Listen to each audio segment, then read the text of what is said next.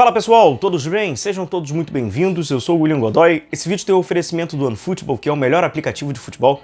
Baixe já o OneFootball para você receber e ter aí tudo na palma da sua mão, tudo que é notícias, informações, resultados em tempo real. Então o link está na descrição desse vídeo, faz o download, é de graça, né, tanto para Android quanto para iOS, receba tudo aí na palma da sua mão, além de poder assistir, claro, o campeonato alemão, né, a Bundesliga de graça com o OneFootball, que é o melhor aplicativo de futebol.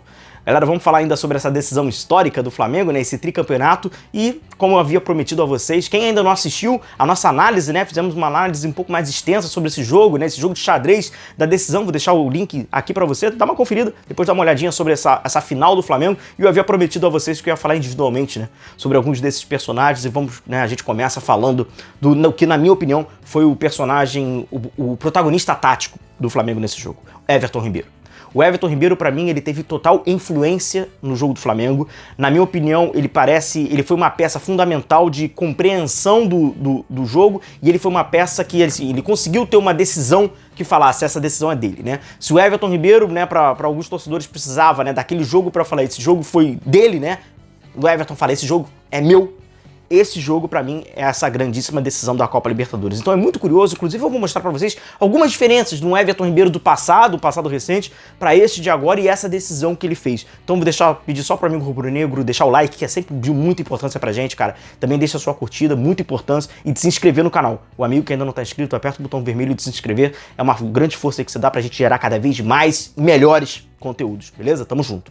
Então, galera, falando sobre o Everton, ele teve a condição dele, né, muito importante dessa movimentação, porque quem estava com ele era o Alex Santana individualmente, ele tinha um duelo individual contra o Alex Santana, então o Flamengo teve muita dificuldade, o Everton joga um pouco mais à frente, né, nessa linha de construção, e aí ele acaba se movimentando, ele acaba entrando até mais próximo da linha de defesa do Flamengo, com o Davi Luiz, com o Léo Pereira, em alguns momentos trocando de lugar com o Thiago Maia, ele nem recebia a bola ali para ser jogando, mas a movimentação dele estava abrindo clarões num momento que gradativamente, como nós havíamos falado, né, era um momento de crescimento do Flamengo.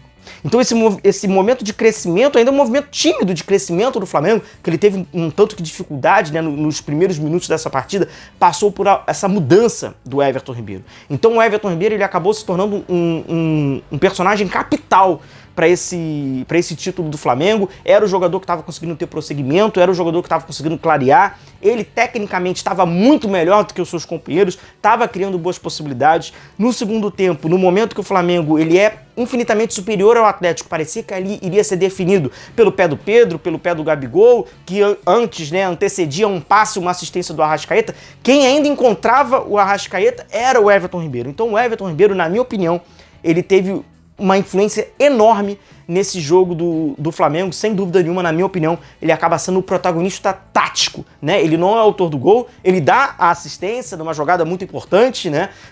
Com o Hugo Moura cai ali individualmente naquele momento para fazer a marcação sobre ele. O Hugo é um cara lento, ele consegue proteger de costas, faz a leitura, consegue ludibriar o Hugo, faz a tabela, cruza de perna direita. Então ele, assim, nessa partida, ele acaba escrevendo o nome dele na história. E quando a gente pega o mapa de calor do Everton Ribeiro, como vocês acabam vendo, olha a grande influência, né, do Everton Ribeiro, muito posicionamento, obviamente mais ali pelo lado direito, mas muito por dentro, atrás, foi um jogador que acabou se movimentando muito, que o mapa de calor, ele acaba ilustrando muito bem sobre isso. E além de alguns números e o mapa de calor, eu vou trazer, olha que curioso isso.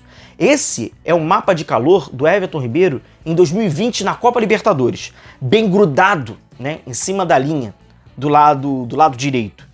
2021. Um pouquinho mais no meio espaço, mas ainda, né, bem ali pelo lado direito.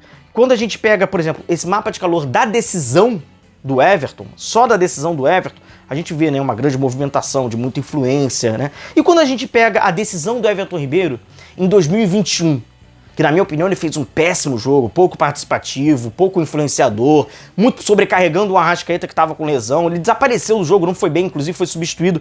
Olha a diferença do Everton Ribeiro da decisão 2021 e desta de agora, de 2022. Muito diferente, né? E os números, ele também acabam ilustrando isso, né? Everton Ribeiro na decisão da Copa Libertadores 2021, ele deu 45 toques, 30 passes certos, não tem nenhum passe decisivo, não tem nenhuma finalização, gol. Números muito tímidos e pouquíssimos participativos, né? Apenas 45 toques.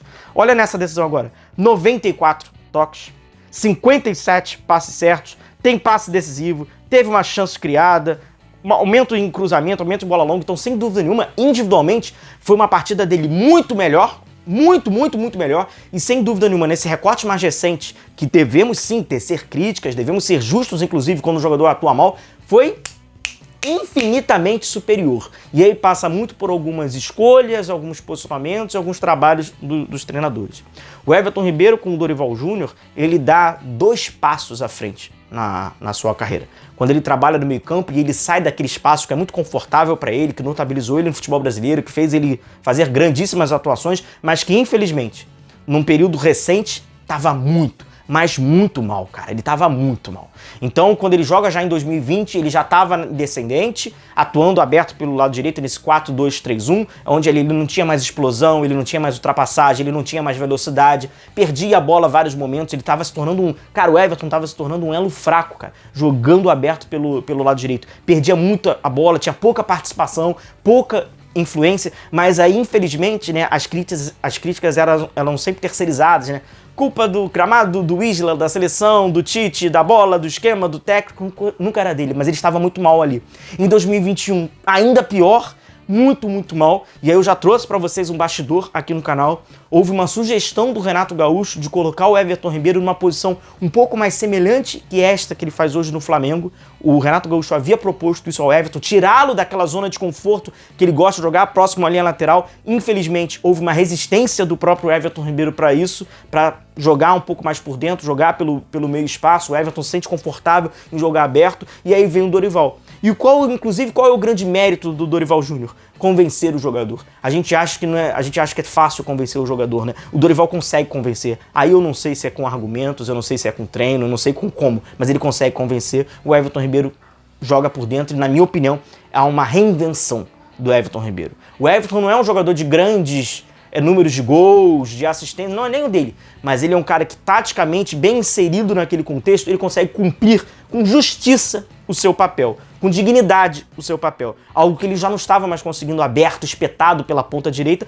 inclusive por uma mudança física, por uma razão fisiológica. Estava exigindo coisas que ali, nitidamente, ele não estava mais conseguindo entregar. E agora ali ele consegue e tem uma grandíssima atuação de uma decisão de Copa Libertadores, jogando nessa função e sendo absolutamente influenciador nas melhores condições do Flamengo ofensivas e sendo dando bastante equilíbrio a uma questão defensiva. A gente já falou em algumas oportunidades que nesse 4-3-3 ele trabalha como um desses 3 jogadores do meio campo, então assim, tem tarefas defensivas que não são fáceis e apesar da idade, ele consegue contribuir, ele consegue ajudar ali pelo lado direito. Então acaba celebrando esse ano de 2022 para ele, né, que inicia com testes do Paulo Souza na ala esquerda, inclusive botando ele em alguns momentos no meio, sofreu algumas resistências, teve naturais dificuldades, pediu para sair dali, pediu para retornar para a ponta direita, né, para jogar mais aberto pelo corredor e acabou ali nesses últimos meses com o Dorival jogando por dentro e se reencontrando,